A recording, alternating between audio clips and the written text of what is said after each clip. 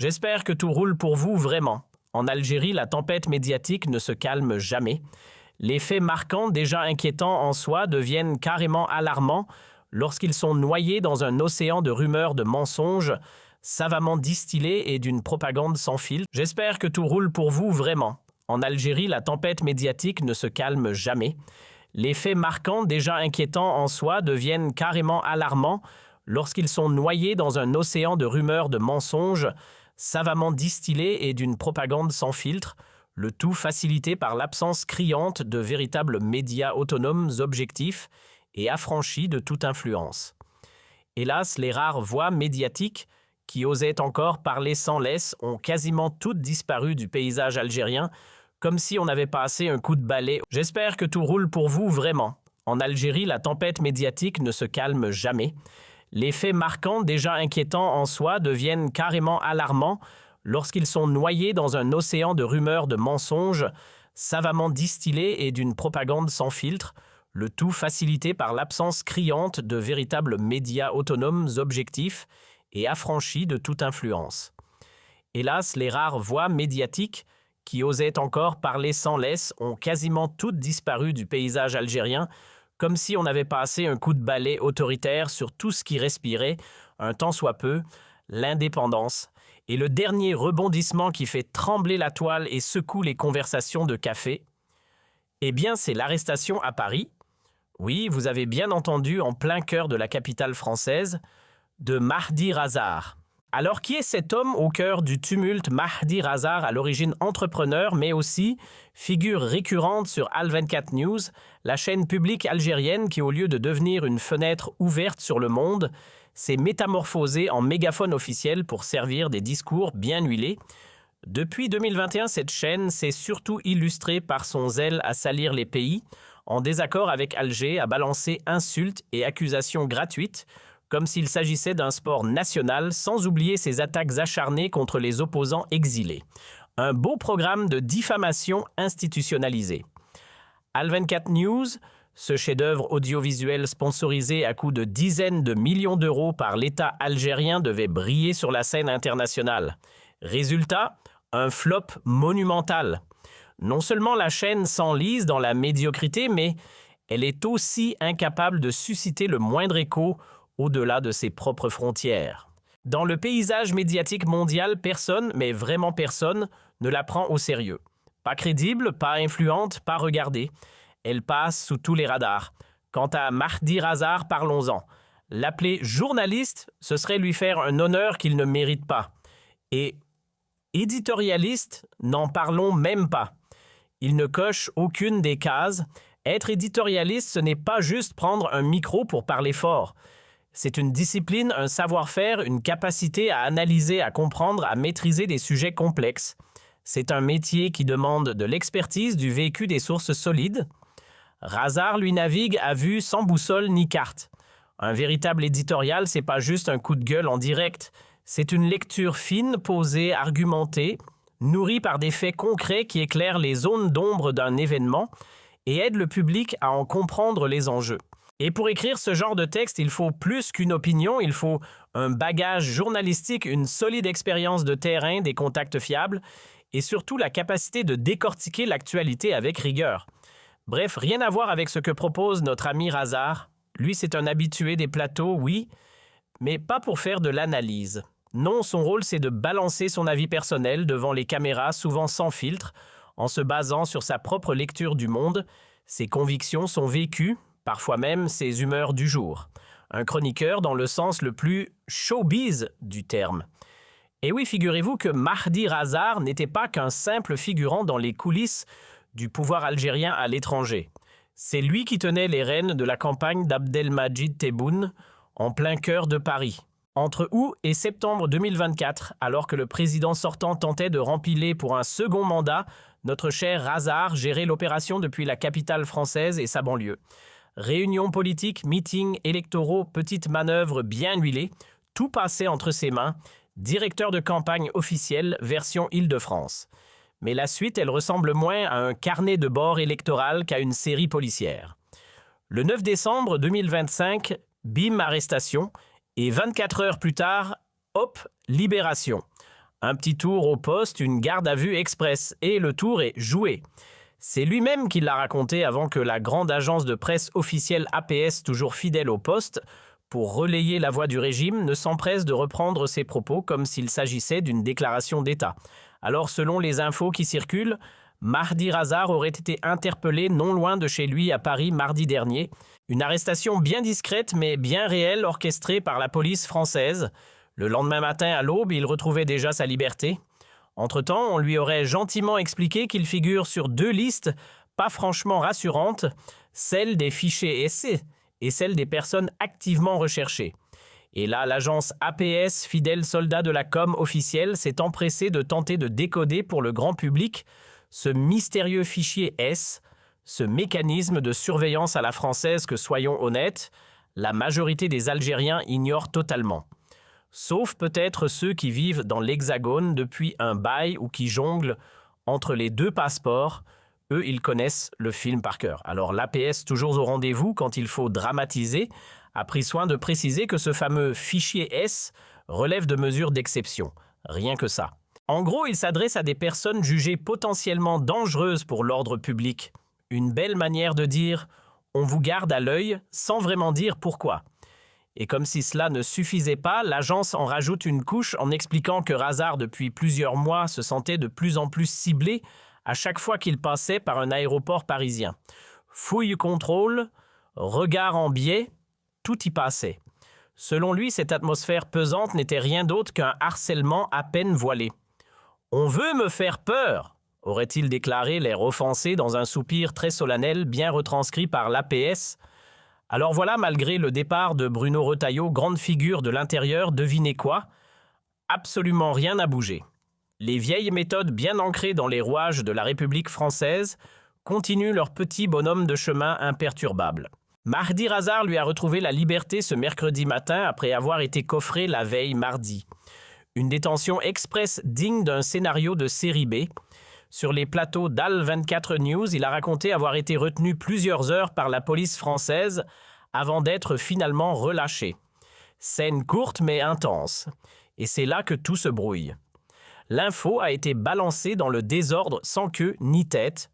On nous dit juste « arrêté mardi, libéré mercredi » et hop, on transforme un simple contrôle policier en affaire d'État. Une vraie masterclass de désinformation, comme seul le système sait le faire, flouter les faits pour mieux vendre l'émotion. Quand on parle d'informations sérieuses, la base, c'est de dire pourquoi quelqu'un a été arrêté, non. Donner le motif, les faits, les raisons concrètes. Mais ici, rien. Nada. Silence radio. À la place, on nous balance une punchline. Il est fiché S. Comme si ça suffisait à expliquer quoi que ce soit. Résultat. L'opinion publique prend un uppercut émotionnel. On capte leur attention avec du flou, on joue la carte du mystère. Et hop, tout le monde s'emballe, il est fiché. Et alors ce mot magique suffit apparemment à déclencher panique et fascination, surtout du côté algérien. Puis comme si ce n'était pas assez, on dégaine le nom de Bruno Retailleau. Là, franchement, ça devient du grand art. On n'explique pas le lien, mais on l'invoque pour politiser encore un peu plus l'histoire. Quelle connexion entre ce monsieur et l'arrestation de Razar Mystère? Mais on évoque de grandes méthodes enracinées, des pratiques institutionnelles obscures. Bref, du storytelling bien ficelé, mais côté cohérence, on repassera. Ce qui saute aux yeux, c'est que le récit de l'APS se termine pile sur les petits tracas de M. Razar dans les aéroports parisiens, comme si c'était là le point culminant du drame. Une façon à peine déguisée de faire passer l'idée que tout ça n'a rien de judiciaire, que c'est une vendetta politique made in France. Bref, on veut subtilement nous convaincre que Razar est une victime pourchassée, non pas pour ce qu'il aurait fait, mais pour ce qu'il représente. Et c'est là que le vrai tour de magie s'opère, l'art de manipuler l'information à l'algérienne. On ne livre pas les faits, on les maquille. On ne rapporte pas la réalité, on la repeint aux couleurs politiques. À la fin, ça donne quoi? Un joli tableau où Razar, fidèle au cercle de Tebboune, devient soudain le martyr d'un complot orchestré par les autorités françaises. Rien à voir avec des plaintes ou une enquête non juste, une autre injustice contre un proche du pouvoir algérien. C'est beau, non? Il est temps de remettre les pendules à l'heure. En France, on n'interpelle pas quelqu'un pour le plaisir de remplir un poste de garde à vue. Pour qu'une arrestation ait lieu, il faut un cadre légal bien défini et que la personne soit citoyen français ou étranger de passage. 3 cas de figure, pas un de plus. Soit on tombe sur un contrôle d'identité routinier, soit une infraction vient d'être constatée sur le vif, soit encore un juge a officiellement demandé à la police judiciaire de cueillir la personne concernée pour l'entendre dans le cadre d'une procédure. Bref, ce n'est pas comme dans les films où la police surgit sans raison. Il faut du concret, du fondé, du justifié. La loi en France, même si elle n'est pas parfaite, elle existe et elle encadre strictement ce genre de choses. Voilà, c'est clair, il n'existe que 3 scénarios dans lesquels la police peut priver quelqu'un de sa liberté. Pas 4, pas 5, 3. En France, même si parfois ça dérape un peu, car oui, aucun système n'est parfait, la règle reste la même: personne ne peut finir en garde à vue juste parce que ça arrange quelqu'un. Il faut une vraie raison, une base légale, sinon l'arrestation tombe à l'eau. Or, d'après ce que Razar lui-même a confié à l'APS, il aurait été cueilli juste devant chez lui. Donc, exit le contrôle de routine. Et sauf s'il s'est lancé dans un combat de rue, version boxe improvisée devant son immeuble, on peut aussi rayer la case « flagrant délit ». Bref, il y a un flou total, et lui, très curieusement, refuse de nous éclairer sur les véritables motifs de son arrestation. Intéressant, non? Ce qu'on peut tirer des propos de M. Razar sans même avoir accès aux coulisses de l'enquête, ni à des sources officielles, ce sont quelques miettes d'informations, des fragments, des bouts de réponses jetés comme ça. Mais soyons honnêtes, tout reste flou et l'affaire mérite encore qu'on creuse. Et c'est exactement ce qu'on est en train de faire. L'enquête continue et croyez-moi, on ne lâchera pas l'affaire. Maintenant, juste un peu de logique de base, pas besoin d'être Sherlock Holmes. Si Razar a été appréhendé devant chez lui, ce n'est clairement pas un hasard. Cela signifie qu'une équipe a été envoyée pour une mission bien précise, aller le chercher, le menotter si nécessaire et le conduire directement au poste. Résultat 24 heures, pile en garde à vue du mardi au mercredi matin. Une procédure, tout ce qu'il y a de plus ordinaire, en tout cas dans un pays où la justice suit son cours avec des règles. Quand la justice ouvre une enquête, il y a des règles du jeu. Et spoiler, y répondre « non merci » n'est pas une option. Si un juge t'envoie une convocation, si la police te contacte pour un interrogatoire et que tu joues à cache-cache, devine quoi? Ils viendront frapper à ta porte. Parce que dans un état de droit, la loi s'applique à tout le monde, influenceur ou pas, éditorialiste, autoproclamé ou pas. Personne n'a le droit de faire l'impasse sur la justice. Et là, visiblement, une plainte a été déposée contre Mahdi Razar. Ce n'est pas une rumeur, c'est une procédure. Donc la police est tenue d'enquêter, de questionner, de faire son travail. Et si le monsieur ne daigne pas répondre aux convocations, qu'elles soient envoyées par lettre ou téléphone, eh bien la prochaine étape, c'est une voiture de police et une nuit en garde à vue. Une mécanique parfaitement légale. Apparemment, un juge aurait même déjà reçu un dossier, une PL, comme on dit dans le jargon, déclenchant une procédure judiciaire. Et si malgré les convocations répétées, M. Razar continue de faire la sourde oreille, alors oui, l'arrestation devient inévitable. Alors remettons les choses dans le bon ordre. Première info à graver dans vos esprits. Mahdi Razar est bien visé par une enquête judiciaire en France. Ce n'est pas une supposition ni une rumeur glissée à demi-mot. Non, c'est une donnée confirmée par plusieurs sources fiables de l'Hexagone. Et si la police est venue le chercher, ce n'est pas pour lui demander un autographe, c'est parce qu'il y a un vrai dossier en cours contre lui. Et non, ce n'est pas parce qu'il cause à la télé sur Al24 News, ni parce qu'il organisait les meetings électoraux de Tebboune, version Paris 2024. Ça, c'est de la distraction. La vraie raison de son arrestation, des plaintes, déposer une procédure en cours, bref, du sérieux, du juridique, du concret. Deuxième point que beaucoup semblent confondre, et c'est là que la désinformation fait son petit effet, la fameuse fiche S. Razar et l'APS l'ont brandi comme si c'était une preuve de persécution politique. Mais soyons clairs, être fiché S en France, ce n'est pas synonyme de menottes ni de cellules. Ce fichier n'a strictement rien à voir avec les arrestations, rien, zéro. Bon, reprenons depuis le début pour ceux qui découvrent le monde merveilleux des fichiers de sécurité à la française. Ce fameux fichier S ne flotte pas tout seul dans l'espace. Il est en fait une pièce d'un puzzle bien plus large qu'on appelle le FPR, ou pour faire sérieux, Fichier des personnes recherchées. Un gros répertoire national classé structuré, où l'État répertorie ceux qu'il souhaite garder à l'œil de très près. Et à l'intérieur, ce n'est pas une simple liste déroulante, il y a des rubriques, des cases bien précises. Par exemple, la catégorie E, rien à voir avec les aliens, concerne les étrangers. Principalement ceux qui, disons-le poliment, ont eu des démêlés musclés avec la loi française. Crime, délit, irrégularité. Si vous cochez les mauvaises cases, vous êtes dedans. Puis il y a la catégorie IT interdiction de territoire.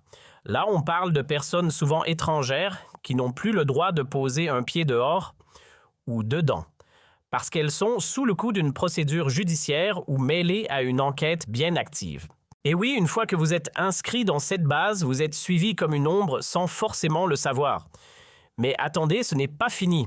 Dans ce grand dictionnaire sécuritaire qu'est le FPR, on trouve encore d'autres entrées toutes aussi colorées. Par exemple, la catégorie R, elle regroupe les personnes qui ne sont tout simplement pas les bienvenues pour résider en France. Et si vous tombez dans la catégorie TE, c'est encore plus clair, on vous interdit carrément l'accès au territoire. Pas de ticket d'entrée, même pas pour un transit. Et puis il y a la fameuse catégorie A, non ce n'est pas pour les élèves modèles.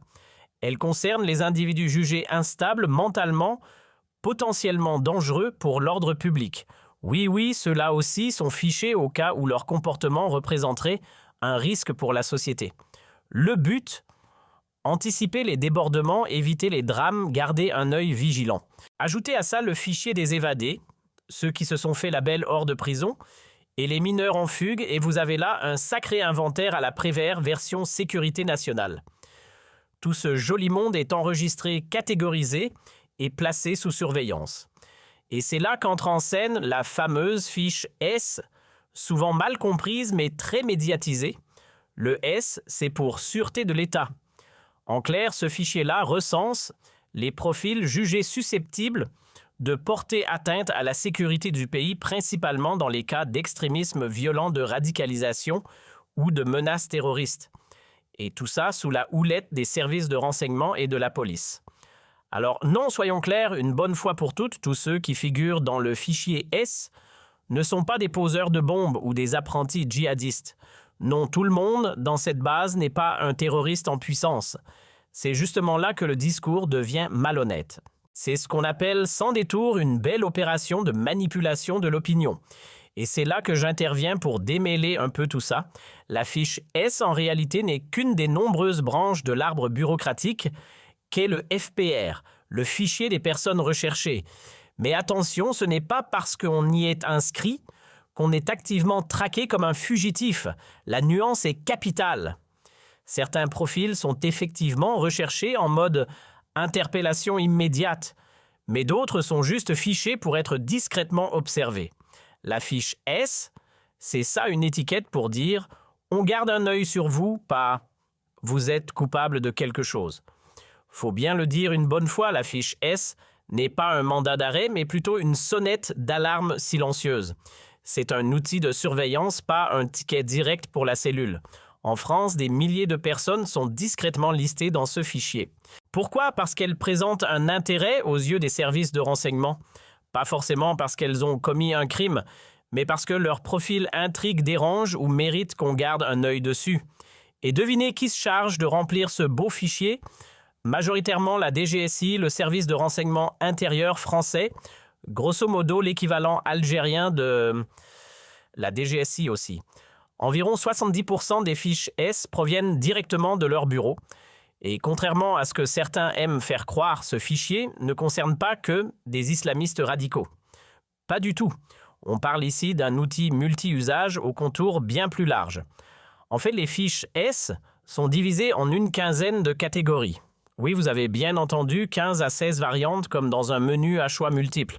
Il y a la S1 pour ceux impliqués dans le terrorisme islamiste, la S2 dédiée aux extrémistes de l'ultra-droite identitaire, la S3 pour les anarchistes convaincus, et même une S4 taillée sur mesure pour les hooligans, ces supporters de foot qui préfèrent casser des vitres que suivre le score.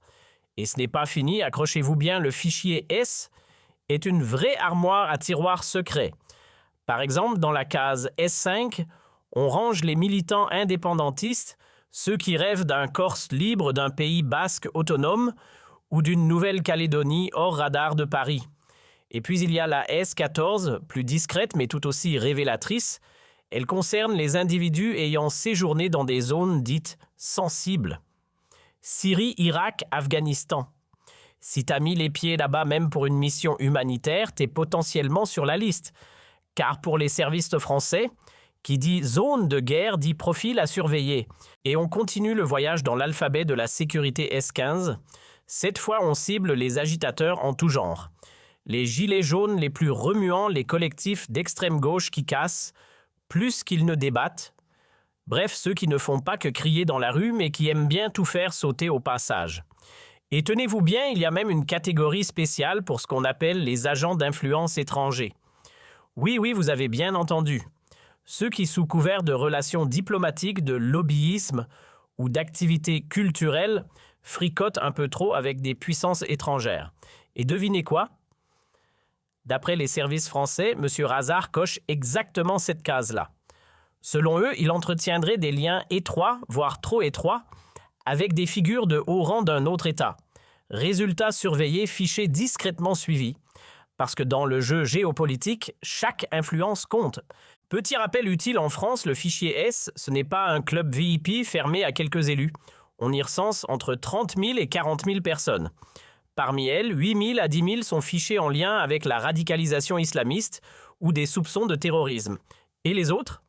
Eh bien, comme on l'a vu, c'est un sacré melting pot, militant d'extrême gauche ou d'extrême droite, figures liées à des groupes anarchistes ou encore agents d'influence au service d'un régime étranger. Et devinez quoi, M. Razard ne le cache même pas, il s'assume pleinement comme un agent d'influence politique. Pas besoin d'enquête secrète ou de révélation explosive, il l'annonce lui-même comme une sorte de carte de visite. Mais soyons clairs, être fiché S, ce n'est pas se faire embarquer dès qu'on sort de chez soi. Non, la fiche S n'est pas un mandat d'arrêt ni une condamnation. C'est juste un signal, un dispositif de veille. Vous êtes dans le viseur, mais on ne tire pas. On observe. Concrètement, ça donne quoi? Aux aéroports, vos déplacements sont scrutés. Chaque fois que vous entrez ou sortez du territoire, la police aux frontières prend note. Votre présence est enregistrée, vos passages sont contrôlés. En résumé, on ne vous bloque pas, mais on vous suit à la trace. GPS humain version République. Commençons par casser un mythe. Être fiché S, ce n'est pas se faire coffrer à la première sortie de chez soi. Non, ce n'est pas comme ça que ça marche. Il n'y a aucun automatisme d'arrestation. À la place, surveillance discrète, filature numérique et souvent, écoute téléphonique. On vous écoute parler, on lit vos messages, mais on ne vous touche pas. On vous suit à distance comme une ombre silencieuse.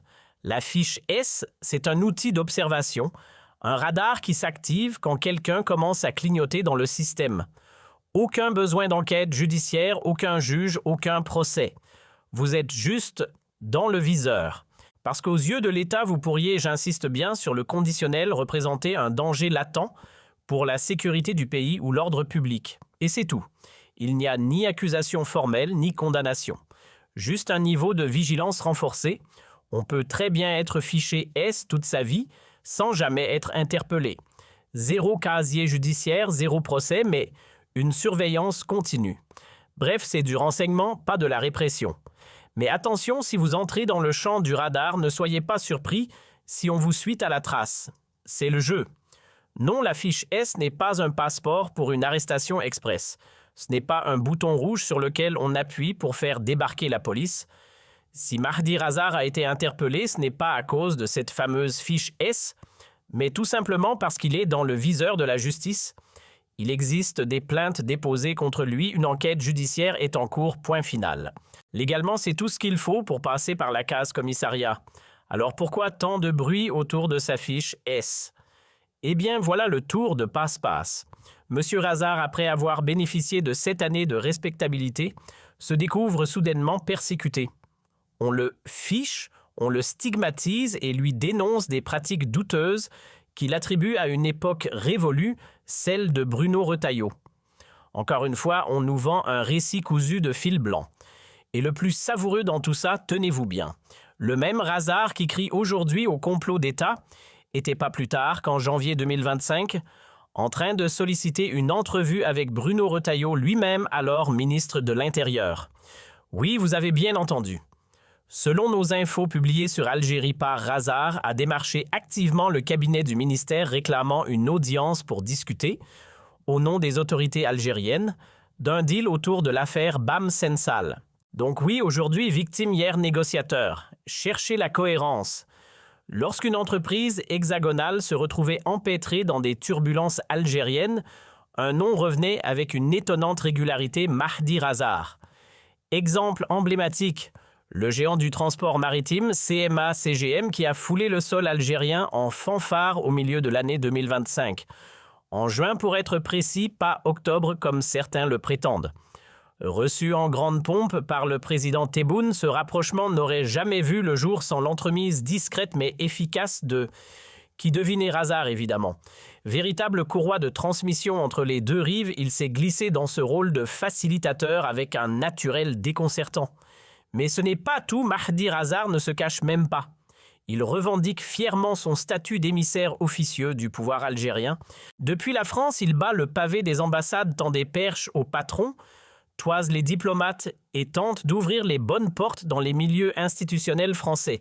Son objectif, apaiser les tensions, trouver des passerelles, faire le lien entre ceux qui se retrouvent dans l'impasse à cause de la crise, toujours bien vive, entre Alger et Paris. Razard, c'est un peu le VRP de l'État algérien version costume-cravate et sourire diplomatique. Permettez que j'ajoute un petit projecteur sur le personnage. Depuis que les relations entre Alger et Paris se sont effondrées, fin juillet 2024, notre cher Mahdi s'est tout bonnement autopromu au rang d'agent d'influence. Un titre qu'il brandit lui-même sans gêne ni modestie. Il se présente comme un lobbyiste attitré du régime algérien, ni plus ni moins. Et attention, pas n'importe lequel, il prétend parler au nom du fils de Tchengriha, du rejeton de Tebboune, de Kamel Sidi Saïd, et d'autres figures bien ancrées dans les rouages du pouvoir d'Alger. Bref, ce n'est pas nous qui l'affirmons, c'est lui, et il ne s'en cache absolument pas. Et maintenant, le voilà qui joue la surprise. Quoi, moi fiché S? Mais mon cher, tu t'affiches comme relais officieux d'un pouvoir qui joue aux espions sur le territoire français, alors que Paris et Alger traversent une crise diplomatique digne d'un thriller. Entre barbouzes algériens en opération et tensions à fleur de peau, il ne fallait pas t'attendre à être accueilli avec un tapis rouge. Tu as flirté avec les zones grises. Il ne faut pas s'étonner si le radar t'a capté. Il ne faut pas se voiler la face. Certaines affaires liées à des agressions contre des opposants algériens sont bel et bien entre les mains de la justice. Menaces, violence, intimidation, le cocktail habituel. Et qui retrouvait-on dans les coulisses ? Eh bien, M. Razard lui-même très actif dans les restaurants parisiens, chic qui organisait tranquillement des dîners qui servaient en réalité de mini-quartiers généraux. Son but fédérer des influenceurs algériens autour d'un seul objectif, dérouler le tapis rouge pour le second mandat de Tebboune. Tout un programme. Et comme si ça ne suffisait pas à peine, la crise entre Alger et Paris, déclarée Mahdi Razard, a remis une couche. Il a appelé littéralement ses troupes numériques à la mobilisation. Il faut lutter contre les Harkis 2.0, vous êtes les Moudjahidines 2.0, des mots qui claquent, qui galvanisent, mais qui peuvent aussi déraper. C'est ainsi qu'il a jeté de l'huile sur le feu dans cette fameuse affaire des influenceurs algériens interpellés en France. On les accuse d'avoir propagé des discours haineux incités à la violence et sérieusement mis en péril l'ordre public. Et à l'origine de cette orchestration, toujours le même chef d'orchestre, Razard. Difficile de jouer les innocents quand tous les fils mènent à la même pelote. Oui, Mahdi Razard apparaît dans presque tous les dossiers brûlants liés à l'influence algérienne en France. Et après ça, on s'étonnerait que les services français le classent comme un relais d'intérêt étranger. Il vit ici sur le sol français et pourtant, il donne l'impression de représenter un autre drapeau. Ironie du sort, il avait même tenté un temps d'obtenir la nationalité française, peine perdue, refusée. Et devinez quoi? Il est réapparu récemment dans la capitale française, pas pour une mission diplomatique clandestine, du moins officiellement, mais pour soigner une simple entorse au pied. Oui, une entorse. Apparemment même pour une cheville gonflée, il préfère la médecine made in France. Car soyons honnêtes, vu l'état déplorable du système de santé algérien, il n'est pas le seul à fuir vers l'Hexagone dès que ça tourne mal côté santé. Sur le plateau d'AL24, News Razar ne s'exprime pas, il crache des insultes. À longueur d'émission, il s'acharne sur la classe politique française comme s'il réglait un compte personnel. Pas de critique construite pas l'ombre d'une analyse. Non. On assiste à un déchaînement de propos qui flirtent ouvertement avec la diffamation, l'invective et le mépris pur. C'est plus un monologue à charge qu'un édito. Le journalisme aux abonnés absents. Et après certains feignent la surprise. Quoi, il est surveillé? Bah oui, logique. Quand tu bosses de près avec le chef d'un État ici, M. Tebboune, président algérien pas vraiment en odeur de sainteté côté français, et que tu te pointes en France en te vendant comme intermédiaire officiel du régime d'Alger, il ne faut pas s'attendre à une haie d'honneur. C'est presque étonnant qu'on ne lui ait pas installé un tapis rouge jusqu'à la salle d'interrogatoire. Être dans le viseur des services de renseignement, c'est ce qui lui a valu son inscription au fameux fichier S. Mais soyons clairs, son arrestation n'a strictement rien à voir avec cette fiche. Elle découle d'un tout autre dossier bien plus concret. Plusieurs plaintes ont été déposées contre lui. Et qui dit plainte, dit audition. Résultat, emmené au poste interrogé comme la procédure l'exige, puis libéré. Rien de surprenant, une garde à vue de 24 heures est parfaitement encadrée par la loi en France. Maintenant, retournons la scène, imaginons un citoyen français débarquant à Alger, en se présentant fièrement comme lobbyiste accrédité et représentant officieux de l'État français en Algérie. Sérieusement, quelle aurait été la réaction des autorités algériennes? Disons-le franchement, il aurait fini en détention express, transformé en pion diplomatique avant même d'avoir eu le temps de commander un café. Prenez Mardi Razal d'un côté et de l'autre un Boualem Sansal ou un Christophe Glaise, on parle de deux mondes différents. Razal lui a été interrogé, informé de son statut dans le fichier S, puis relâché sans brutalité, aucun traitement arbitraire. Il a eu droit à ce que toute démocratie se targue d'offrir le respect de ses droits fondamentaux. Contrairement à Sansal ou Glaise, eux cueillis manu militari en Algérie pour des affaires si absurdes qu'elles en deviennent presque comiques, si seulement ce n'était pas tragique, c'est là toute la différence. En France, on ne commence pas par menotter puis chercher une excuse. On agit sur la base d'un dossier solide, pas d'un prétexte bricolé après coup. En Algérie, l'inverse. On met la main sur quelqu'un puis on monte une affaire de toutes pièces. En France, sans plainte, sans enquête préliminaire, sans instruction judiciaire, sans mandat signé noir sur blanc. Inutile d'imaginer une arrestation. La procédure est reine. Dans un État digne de ce nom, on ne commence pas par embarquer quelqu'un sur simple coup de fil pour ensuite inventer une pseudo-histoire judiciaire.